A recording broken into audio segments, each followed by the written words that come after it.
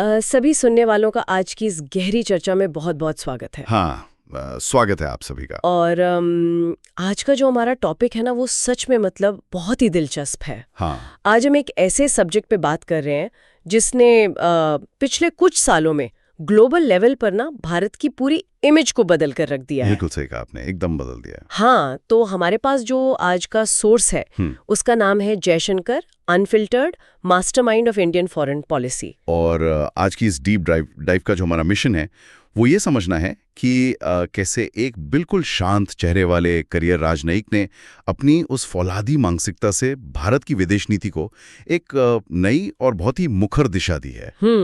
और वो इस पूरी नई पॉलिसी के मास्टरमाइंड कैसे बने, ये समझना बहुत जरूरी है। एग्जैक्टली। तो हम इसी सोर्स के बेसिस पर इस पूरी जर्नी को डिकोड करेंगे। बिल्कुल। और ये सब्जेक्ट इसलिए भी बहुत रेलेवेंट हो जाता है क्योंकि देखिए, ट्रेडिशनली जो विदेश नीति होती है ना, वो हमेशा बंद दरवाजों के पीछे बहुत ही नपी तुली भाषा में तय होती रही है। हाँ, बहुत ही फॉर्मल होती है। राइट। लेकिन इस सोर्स के हिसाब से पिछले कुछ सालों में ये सब पूरी तरह से बदल गया है। आज हम सिर्फ ये नहीं डिस्कस करेंगे कि भारत ने क्या फैसले लिए, बल्कि उन फैसलों के पीछे जो दिमाग काम कर रहा है, जो उस चेस प्लेयर की स्ट्रैटेजी है ना, उसे समझने की कोशिश करेंगे। वो चेस प्लेयर वाली बात बहुत सही है। हाँ, क्योंकि सोर्स बहुत डिटेल में बताता है कि कैसे एक इंसान का जो 4 दशकों का कूटनीतिक अनुभव है, वो कैसे पूरे देश के इंटरनेशनल स्टैंड को एक नया शेप दे सकता है। ठीक है, आइए इसे समझते हैं। अगर हम डॉक्टर एस जयशंकर के सफर की बात करें ना, तो ये किसी आम राजनेता का सफर तो बिल्कुल नहीं है। बिल्कुल नहीं, एकदम अलग है। मतलब सोर्स बताता है कि वो दशकों तक एक करियर डिप्लोमैट रहे हैं। उन्होंने अमेरिका और चीन जैसे जो सबसे मुश्किल और इम्पोर्टेंट देश है, वहां भारत को रिप्रेजेंट किया है, जो कि अपने आप में बहुत बड़ी बात है। हाँ, बहुत बड़ी बात है। लेकिन फिर एक ऐसा टाइम आता है जहां वो सीधे विदेश मंत्री की कुर्सी पे बैठते हैं।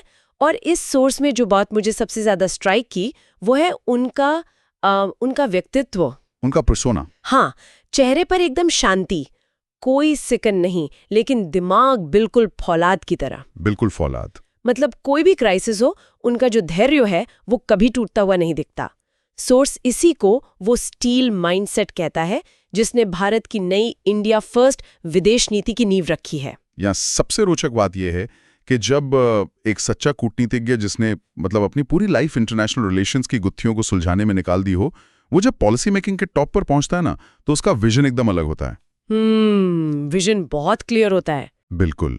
देखिए, डोमेस्टिक पॉलिटिक्स में क्या होता है, सरकारें बदलती हैं, राजनीतिक मजबूरियां होती हैं। हाँ, वो तो है। लेकिन एक डिप्लोमैट हमेशा देश के जो लॉन्ग टर्म इंटरेस्ट हैं उन पर फोकस करता है। और सोर्स इस बात पर काफी जोर देता है कि कैसे उनका ये जो सफर है राजनयिक से विदेश मंत्री बनने का, इसने पॉलिसियों में एक कमाल की कंसिस्टेंसी ला दी है। मतलब स्थिरता आ गई है। एग्जैक्टली।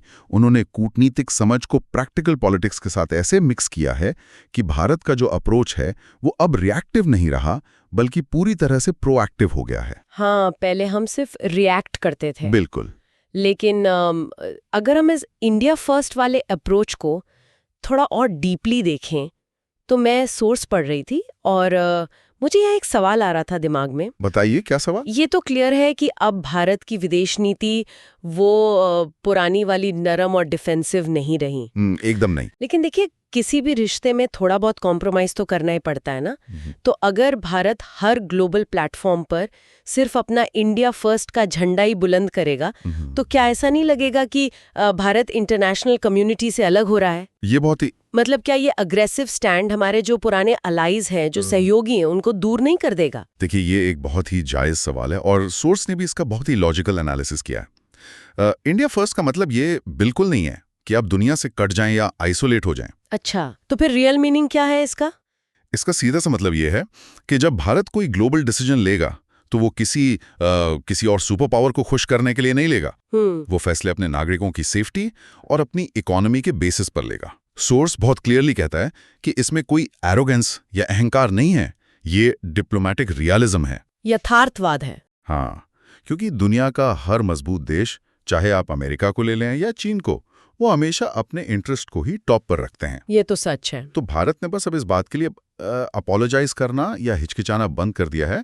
इंडिया फर्स्ट, मतलब अपनी शर्तों पर दुनिया के साथ एंगेज करना बिना किसी गिल्ट के। वाह, मतलब ये सच में एक बहुत बड़ा पैराडाइम शिफ्ट है। बहुत बड़ा। और इसी शिफ्ट का एक बहुत बड़ा पार्ट है स्ट्रेटेजिक ऑटोनॉमी, या जिसे हम रणनीतिक स्वायत्ता कहते हैं। अब हमारे जो सुनने वाले ग्लोबल पॉलिटिक्स को फॉलो करते हैं वो जानते हैं कि दुनिया में देश अक्सर किसी न किसी बड़े कैंप में बट जाते हैं। हाँ, गुट बन जाते हैं। बिल्कुल।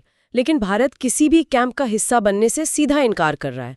सोर्स इस मल्टी अलाइनमेंट पर काफी बात करता है। लेकिन आज के इस पोलराइज्ड दौर में जहां हर कोई पूछता है कि आप हमारे साथ हैं या हमारे खिलाफ, हाँ, वहां क्या सबके साथ चलना प्रैक्टिकली पॉसिबल है? अगर हम इसे बड़ी तस्वीर से जोड़कर देखें तो भारत का ये जो स्टैंड है ये हवा में नहीं बना है। इसका अपना एक हिस्टोरिकल इवोल्यूशन है। ओके।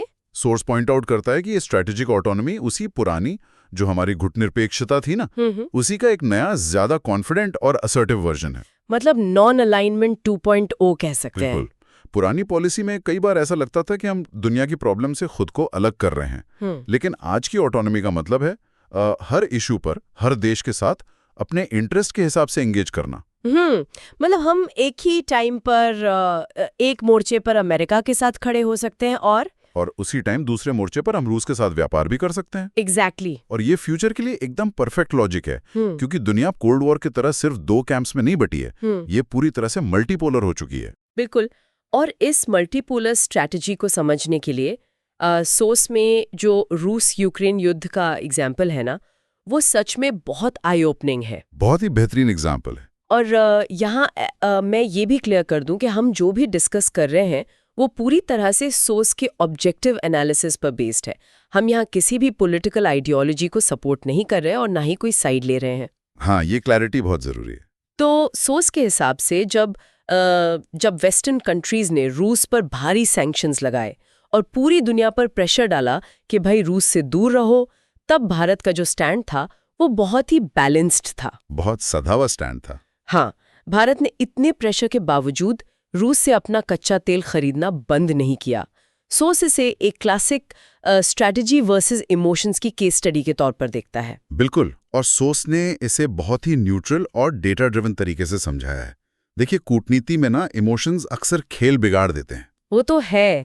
जब ये वॉर शुरू हुआ तो भारत के सामने चैलेंज ये नहीं था कि मॉरली कौन सही है या कौन गलत। चैलेंज ये था कि क्या भारत वेस्टर्न प्रेशर में आकर अपनी एनर्जी सिक्योरिटी को खतरे में डाल दे। क्या हम अपने देश में तेल के दाम आसमान छूने दें? एग्जैक्टली।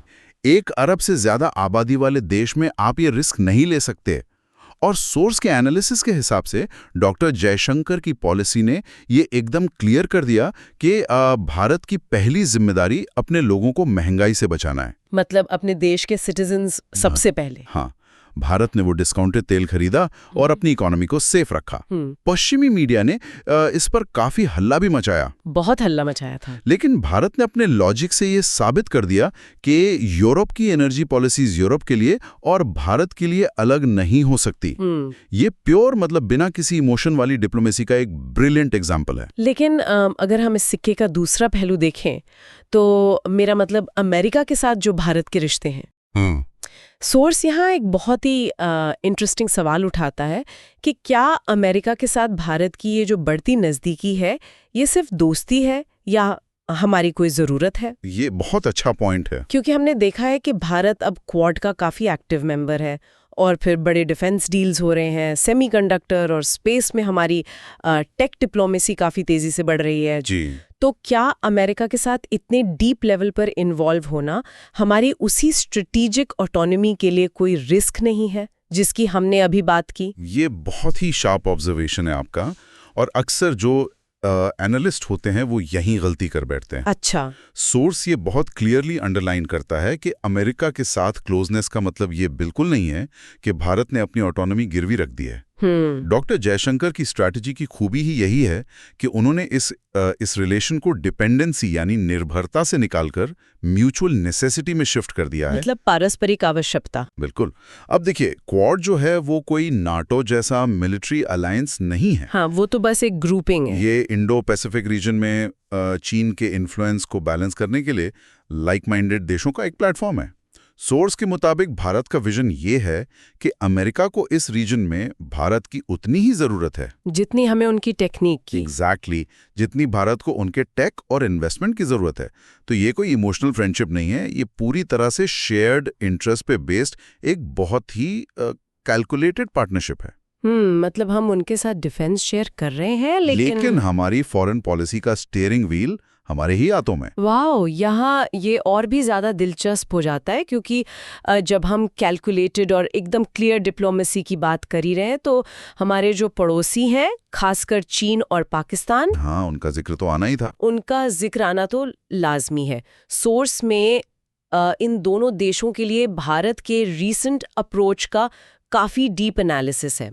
और जो बात मुझे सबसे ज़्यादा इम्प्रेस करती है वो ये है कि भारत के रिप्लाई में अब कोई फालतू का ड्रामा नहीं होता। बिल्कुल कोई ड्रामा नहीं, कोई आक्रामकता नहीं, कोई चीख पुकार नहीं। मतलब जब बॉर्डर पर चीन के साथ टेंशन होता है तो कोई ओवर द टॉप पॉलिटिकल बयानबाजी नहीं दिखती, सिर्फ फैक्ट्स होते हैं और एक कोल्ड कॉन्फिडेंस दिखता है। और यहीं पर ना एक पूर्व करियर कूटनीतिज्ञ का जो दशकों का एक्सपीरियंस है वो सबसे ज्यादा काम आता है। कैसे? सोर्स के हिसाब से इंटरनेशनल फोरम्स पर अगर आप बहुत एग्रेसिव होते हैं या तेज आवाज में बात करते हैं तो उसे अक्सर इनसिक्योरिटी या कमजोरी माना जाता है। अच्छा। जब आप बिल्कुल शांत रहकर आंखों में आंखें डालकर सिर्फ फैक्ट्स की बात करते हैं ना, तो आप रियल पावर शो करते हैं। वाओ, ये पर्सपेक्टिव बहुत सही है। और चीन के केस में सोर्स बताता है कि डॉक्टर जयशंकर का जो स्टैंड है वो एक लक्ष्मण रेखा खींचने जैसा है। उन्होंने बार बार बिना आवाज ऊंची किए ये क्लियर किया है कि जब तक बॉर्डर पर शांति और नॉर्मैलिटी नहीं होगी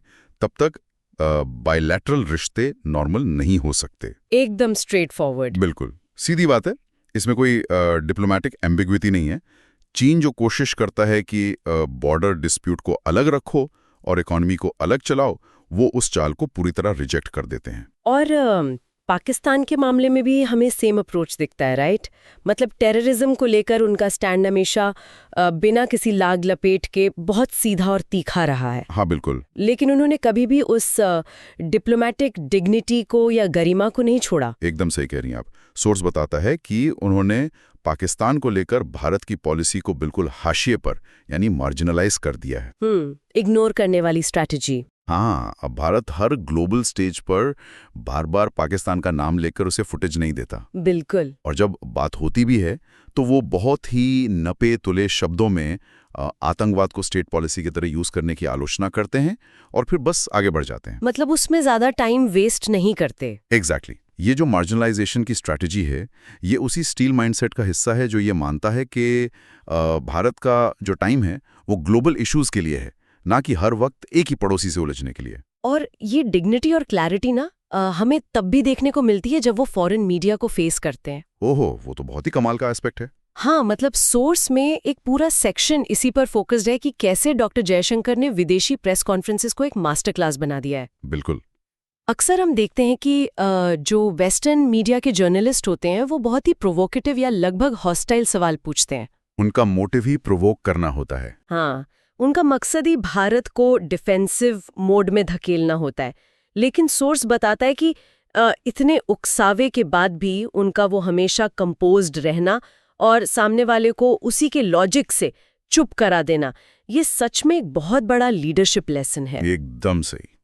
मुझे सोर्स में दिया गया वो इंसिडेंट याद आ रहा है जहां उन्होंने यूरोप की पूरी मानसिकता को ही कटघरे में खड़ा कर दिया था। हाँ, वो इंसिडेंट तो कूटनीतिक इतिहास का एक बहुत ही आइकॉनिक मोमेंट बन गया है।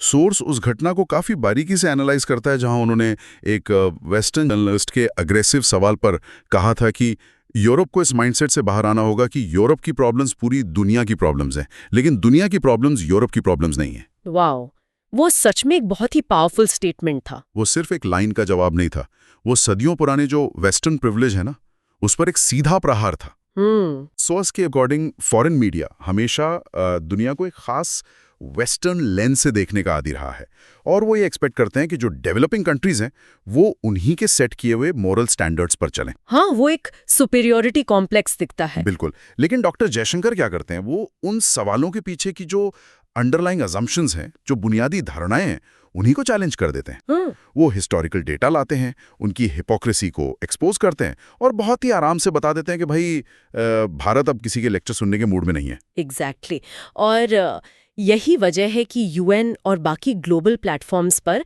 भारत का रिप्रेजेंटेशन अब इतना बेबाक लगता है। बहुत बेबाक। सोर्स ने इस बात को भी पॉइंट आउट किया है कि आजकल विदेश नीति जैसे थोड़ी बोरिंग या ड्राई सब्जेक्ट पर भी किसी मंत्री के क्लिप्स सोशल मीडिया पर इतने वायरल क्यों होते हैं। हाँ, आजकल यूथ बहुत शेयर करता है ये सब।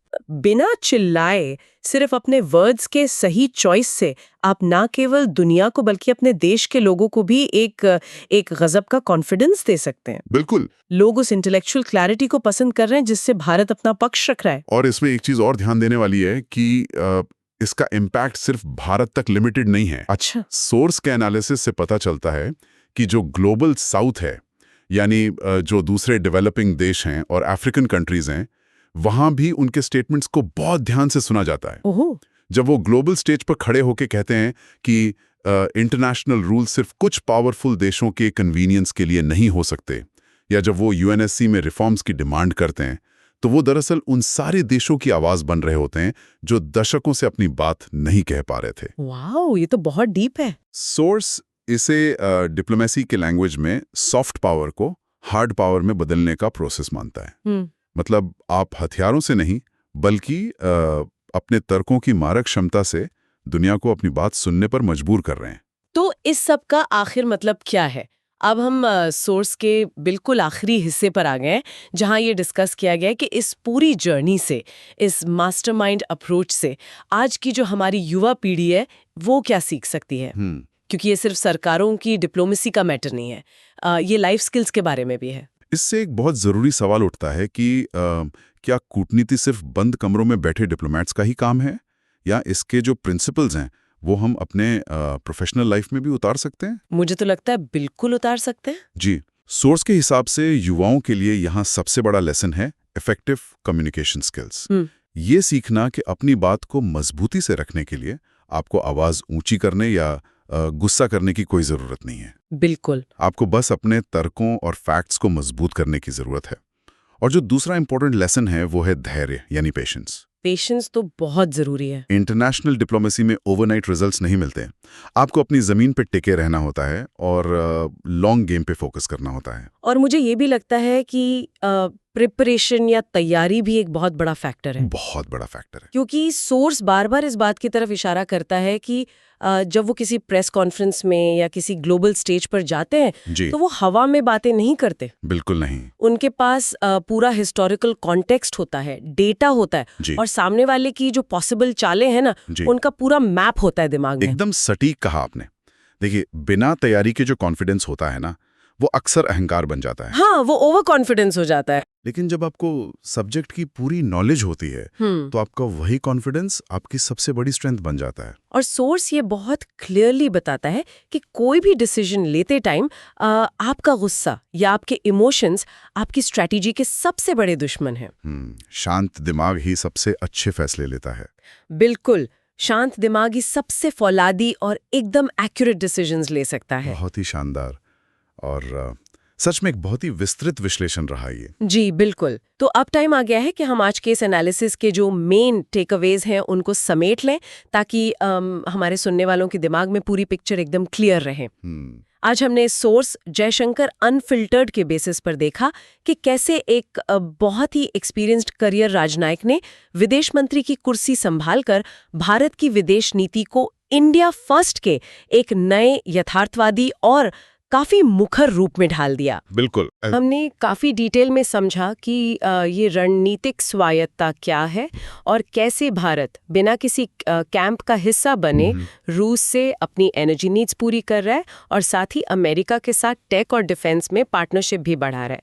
मतलब पूरी तरह से अपने नेशनल इंटरेस्ट को टॉप पर रख रहा है। जी। हमने ये भी देखा कि फॉरेन मीडिया और जो विरोधी देश हैं उनके सामने बिना किसी फालतू ड्रामे के सिर्फ फैक्ट्स, हिस्ट्री और कॉन्फिडेंस के साथ कैसे अपना स्टैंड क्लियर किया जाता है। और लास्ट में हमने ये समझा कि ये जो शांत लेकिन फौलादी अप्रोच है ना, ये सिर्फ डिप्लोमेसी नहीं है बल्कि हमारे यूथ के लिए कम्युनिकेशन और पेशेंस का एक बहुत बड़ा लेसन भी है। हाँ।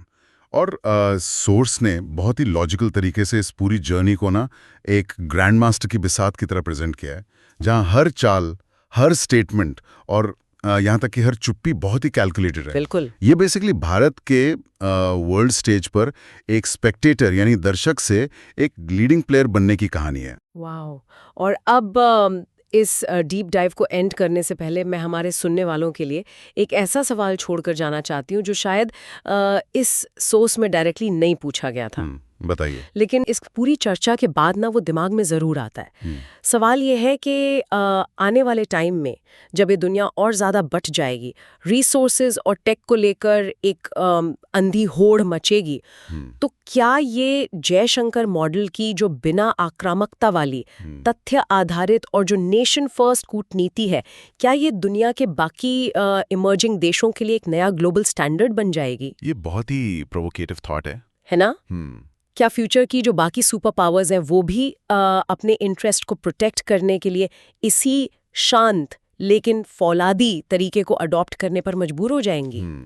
तो इस विचार पर आप लोग ज़रूर सोचिएगा और इसी के साथ ही हमारी आज की ये जो गहरी चर्चा है वो यहीं समाप्त होती है। जी। हमें पूरी उम्मीद है कि इस सब्जेक्ट ने आप सभी की जियोपॉलिटिकल क्यूरियोसिटी को थोड़ा और बढ़ाया होगा और इन जो कूटनीतिक स्ट्रैटेजीज की कॉम्प्लेक्सिटीज हैं उनके बारे में और ज़्यादा पढ़ने के लिए आपको इंस्पायर किया होगा। बिल्कुल। तो अपना समय देने के लिए बहुत बहुत धन्यवाद। मिलेंगे अगली बार एक नए टॉपिक के साथ। धन्यवाद।